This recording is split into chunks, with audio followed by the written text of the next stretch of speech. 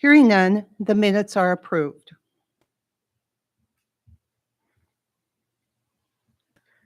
Into new business. Is there a motion to recommend approval of the updated circulation policy?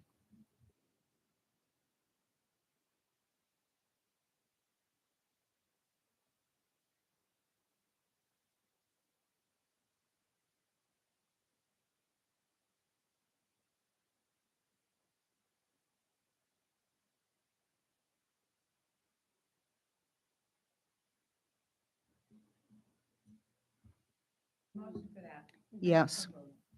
So it went from 90 days to 21 days? So is there a second I to the second. motion for the approval? May I have a report from the librarian? Yes, so these are mostly just sort of housekeeping. One of them is decreasing the online-only accounts from 90 to 21 days.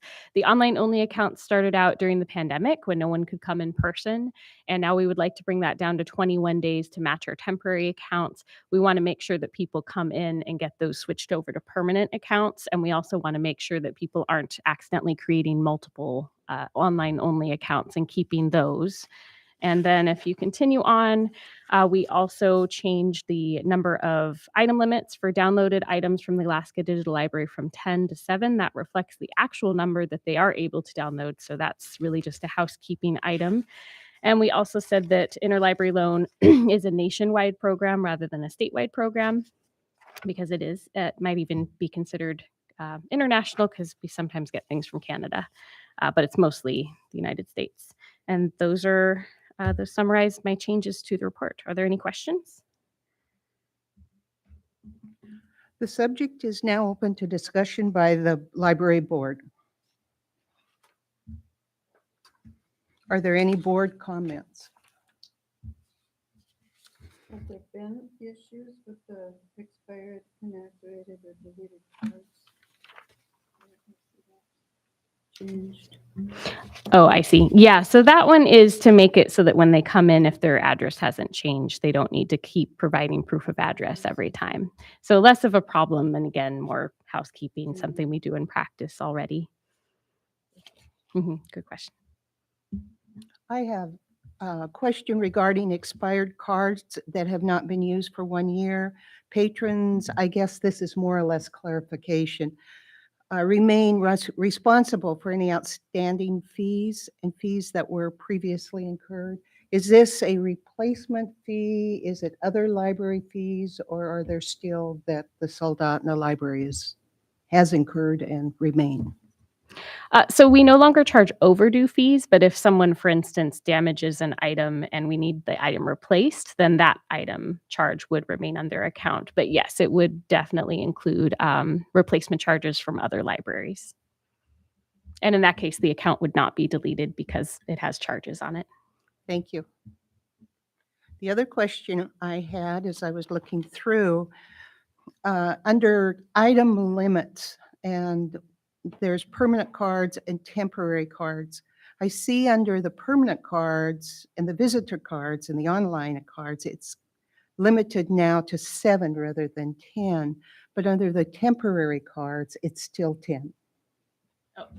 That would be a housekeeping thing. It will also change to 7. Okay, thank you. And that's something we don't have control over. So thank you.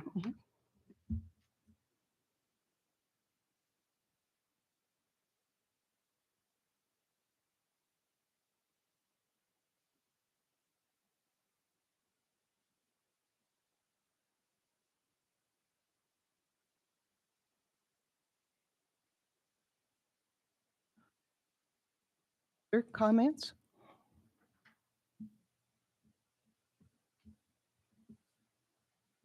If no further discussion, will the librarian call for the vote?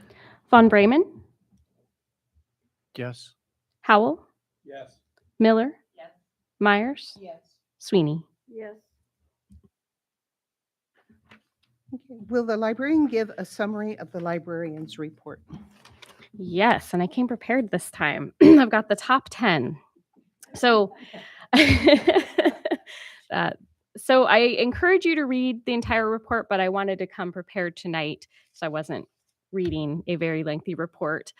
The major things that we did in the last 6 months, we implemented LibCal, which, as you remember at our last meeting, we made some policy changes to allow us to do that. LibCal is an events and room booking software, and it has just revolutionized our marketing. It makes it so much faster. It allows us to have a much better workflow in terms of approving events and posting them immediately so that patrons can see what is coming up.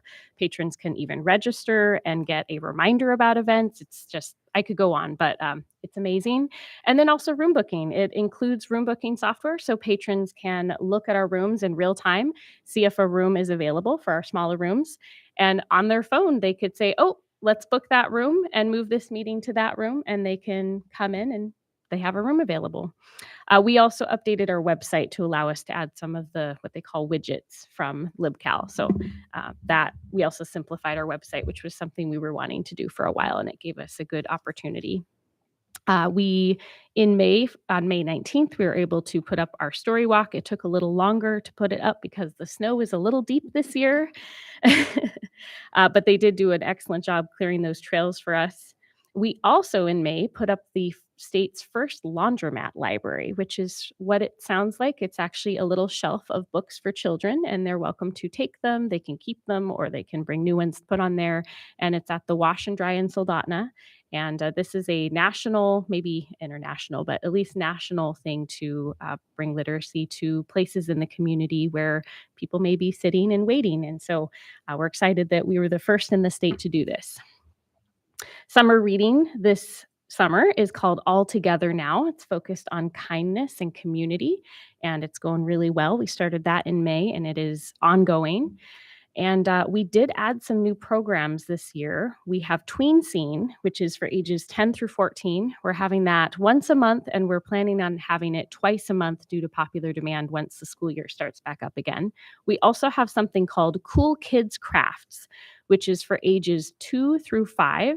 I call it our First Friday program because it's on the first Friday of the month. And this is designed to improve school readiness and developmental skills. It focuses on kind of those skills like cutting and not necessarily writing, but the pre-writing skills. Fine motor skills, yes. And that came out of seeing that our craft programs were kind of divided up into really young kids and older kids, and the crafts for those programs weren't working for both age groups. So we're focusing more on the STEAM programs for the older ages, and then for those really targeted programs for the younger ones. And that has been very, very well received. And we also have our So Fun at the Library program, which is sponsored by our Friends group, where we have sewing machines and we do basic sewing 101, very simple projects. And that has also been going well. And one thing I wanted to point out, you'll want to read through our story time statistics because we have been having just outrageous, amazing numbers at our story times, particularly in the winter months when we usually see a decline. That was not the case this winter, and we're really happy to see that. So we're just keeping on. Very good to see. And then we did have some staffing changes, the really big ones that I wanted to point out. Kim McMillan, who's worked at the library for about 7 years now, moved into a full-time Clerk 2 position, which was a new position to us. And it is sort of a program coordinator position. It's helping us to work on our strategic currents to bring more programs. So some of these new programs she's helping with. And then also Stacy Klein, as of last Monday, so a week ago, started as our new assistant city librarian. And she comes to us with over a decade of experience. It's been really wonderful getting to know her so far. So I encourage everyone to stop in and say hi to Stacy and congratulate Kim on her new position as well. It's been a very good move for our library, and we're happy to have them both in the positions they're in. As for problems, sort of the same things we've been seeing. We had the same problems with a particular trespass patron coming in. We had similar problems with a patron parking overnight at the library. The police have been wonderful to work with. We're very grateful for their kind and compassionate service to our community, and also for them coming very quickly when we need their help. And we had a few posters torn down. I'll let you read more about that, but you're welcome to come chat with me if you want. And some books misplaced on tough topics. And then our fire alarm went down. And on May 21st, we had to cancel our friend's book sale due to that. So there was some loss of revenue. And it was sort of an issue with one of the sensors. And they were able to fix it, but not soon enough to have the book sale. And it was a safety issue that was big enough that we didn't feel comfortable having hundreds of people in the basement without an operational fire alarm. So I appreciate the friends working with me and being understanding that we had to put safety first. And then we also were able to increase our ebook ordering frequency. That's something that we've been trying to do over the years. And this year we've just made it a priority because we know it's important. And we're also keeping up on our reading schedule to make sure that we are able to get the new books, their place on the shelf, and get the old books downstairs to the book sale. I joke about that, but really, it's always better when we have those older titles that the community is not interested in anymore, and we're able to put the newer titles that they are interested in on the shelf. It makes it much nicer for the whole community.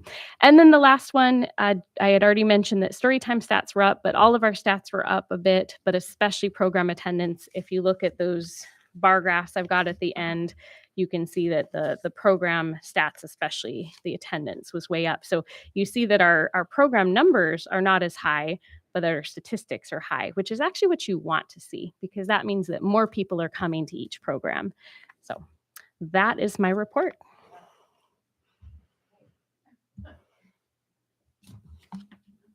Okay, at this time, we'll continue on with the reports. The chair does not have a report.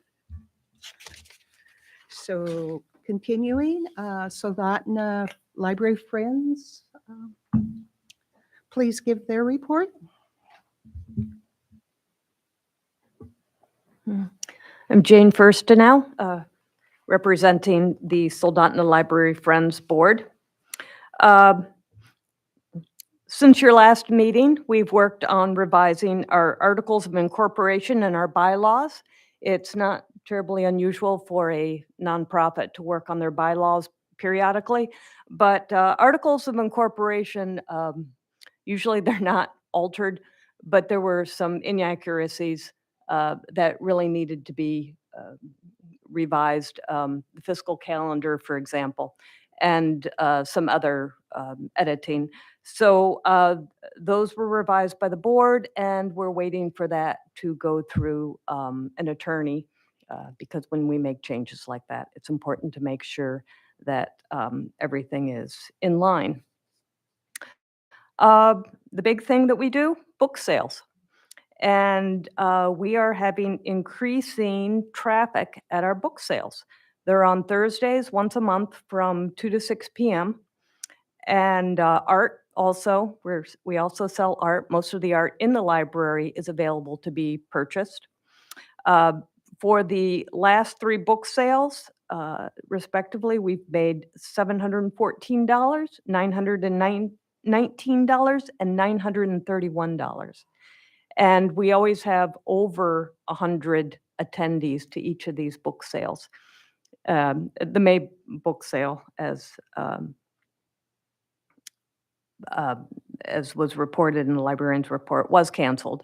And our next book sale will be for Progress Days.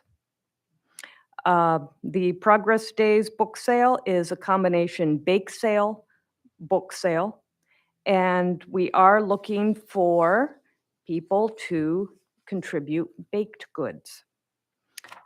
We will be receiving baked goods at the community room in the library the Friday, this coming Friday, from, I had that. Friday afternoon until the library closes. Or also Saturday morning, we'll be setting up at 9:15 in the morning. We have an awning, we'll be outdoors. So our target group are people attending the parade. And so we will be selling baked goods from approximately 9:45 until 1 p.m., about when the parade ends. And we will be directing people down into the basement for the book and art sale, which will take place from 10 to 4. Our book sales, as I said, are becoming larger events, and the Progress Days book sale is our largest attended event. We have music books available. New piano books have been donated. We have some biographical encyclopedias, Civil War, Korean War books, Reader's Digest books. And as I mentioned before, there's art. We do sell Soldotna Library Friends book bags for $15. And once you have one of those bags, you can fill it for $5 at any of the book sales. And we're just thrilled every time we see someone come in and take advantage of that. And just to remind you that all of these fundraising events that we do go to support programs for the library. Things that we have supported in the last year are the Story Walk at Parker Park, the So Fun at the Library program, the Seed Library, which I should mention, we're looking for help on the Seed Library. The Central Peninsula Garden Club started this, great idea, provided the furniture, provided some seeds, and then there was a bit of a lull in what we had expected in more volunteer services. We anticipated that people would be saving seeds from their plants. A lot of people are more than willing to do that, they just don't know how to do it. And the person that we thought was going to give an educational program on how to do that just couldn't do it. So we are accepting seeds. They can be seed packets.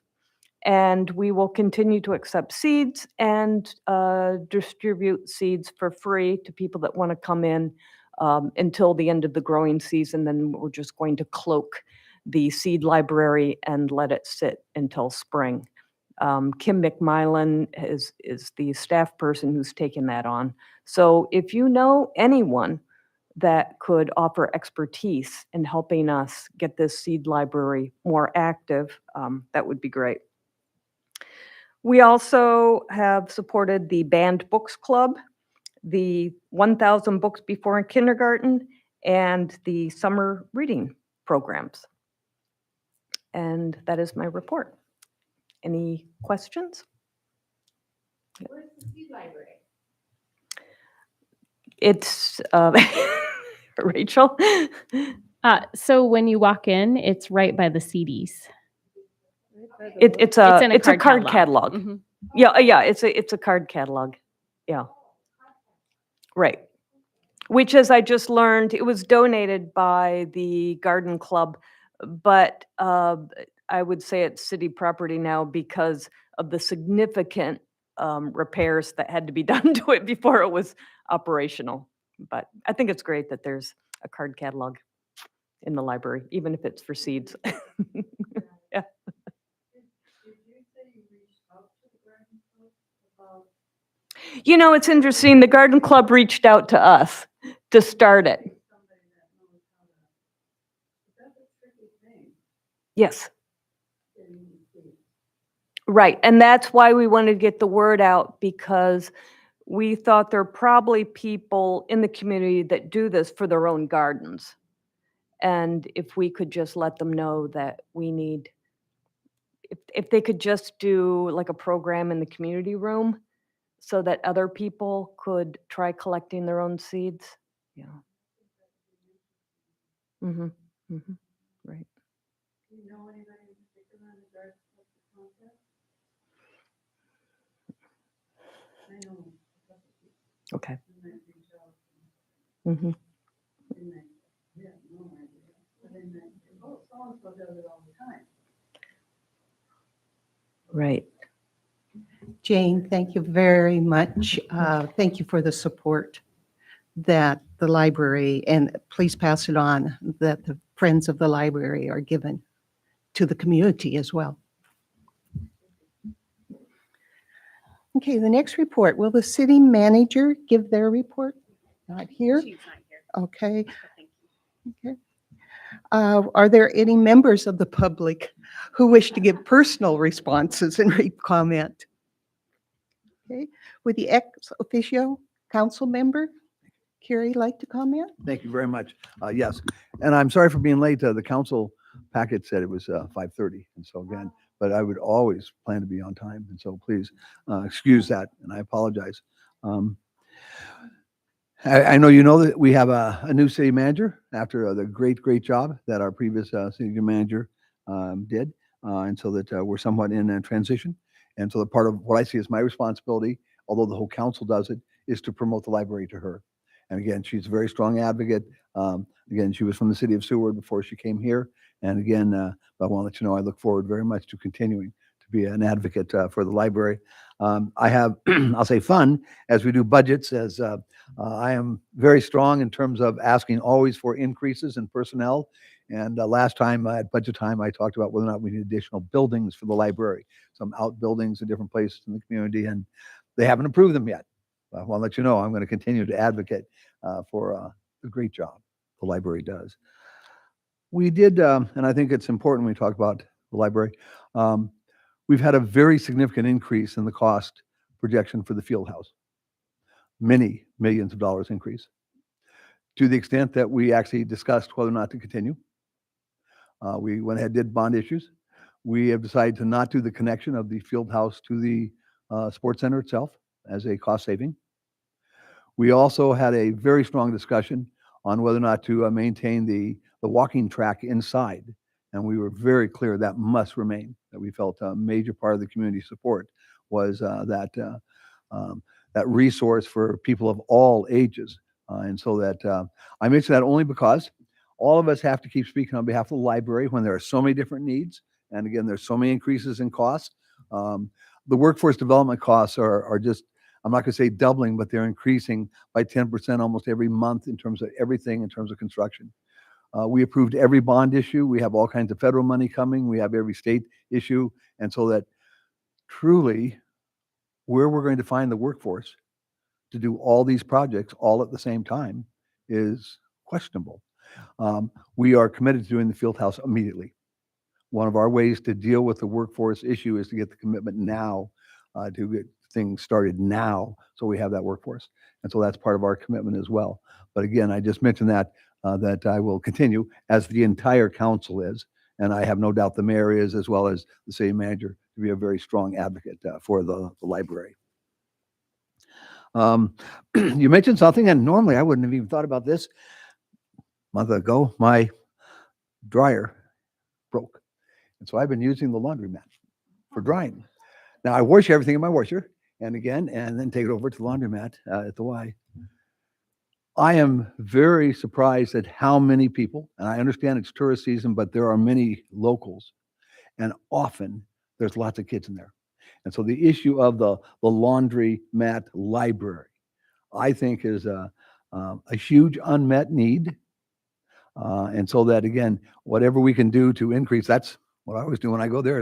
I'm taking reading materials. And again, I get to read there and kind of watch what's going on because it's huge.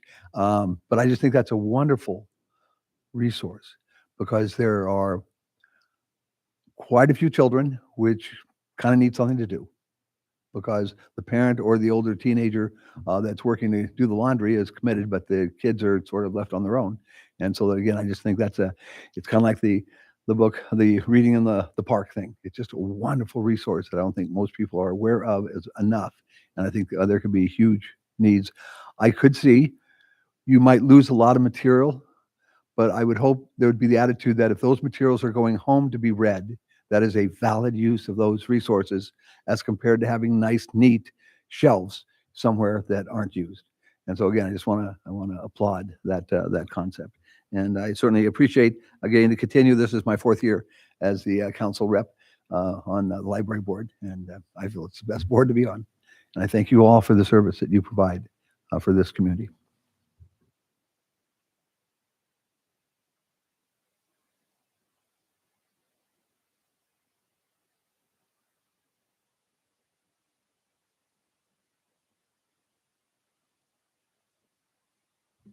So far, we've been able to use donated materials, and we pull things that are nice or things that are no longer needed. So yeah, we've been able to do that. And the Scholastic Face program is something we use for our summer reading prize books.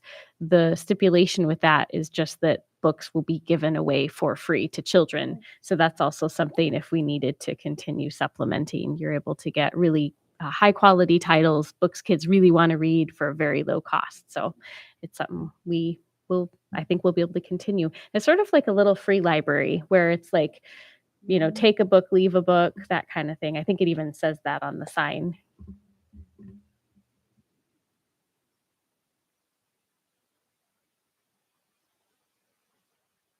Thank you very much.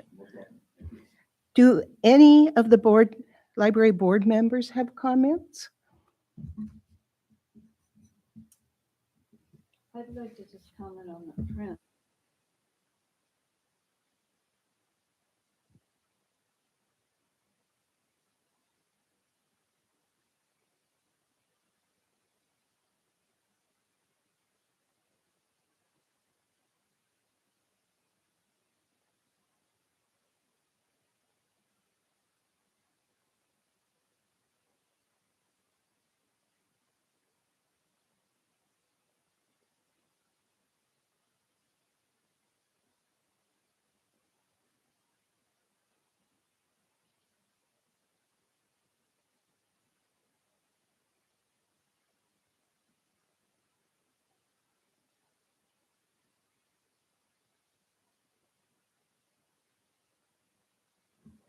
Are there any other board That comments? was going to be my question.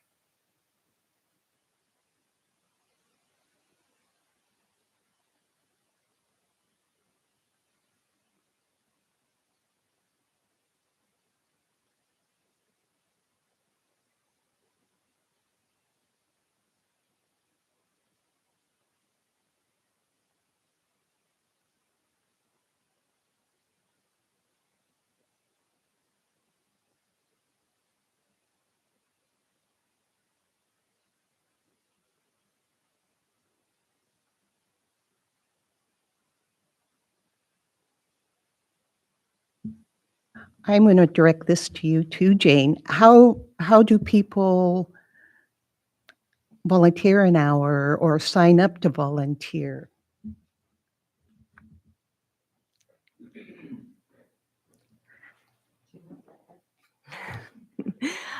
Yes, you can go on to the website and just contact anyone on the board and let us know. There is also check boxes and a comment box if you become a member, which people should be a member if they're interested in volunteering. And yeah, and we do, as Gloria said, we have people that come in, they can't commit to be on the board, but maybe they can make brownies for one of our bake sales. We have 2 big bake sales a day, a year. Right, there's lots of little things that they can do. And we do send out a newsletter to people who are current members so that they know about where we need people. Thank you. Are there any other comments, board member comments? I have one more. At the end of Rachel's report, it was noted that she was president-elect of Alaska Library Association and will serve as president from 2024 to 2025. The other thing that is to be noted, she traveled to DC to serve on a grants review committee with the Institute for Museum and Library Science. I have read many of the grants that have come in for reviews myself. It is a leadership that she is given to the library world as well as to our own community and the library profession. So I would like to recognize Rachel for receiving, as I think of them, honors.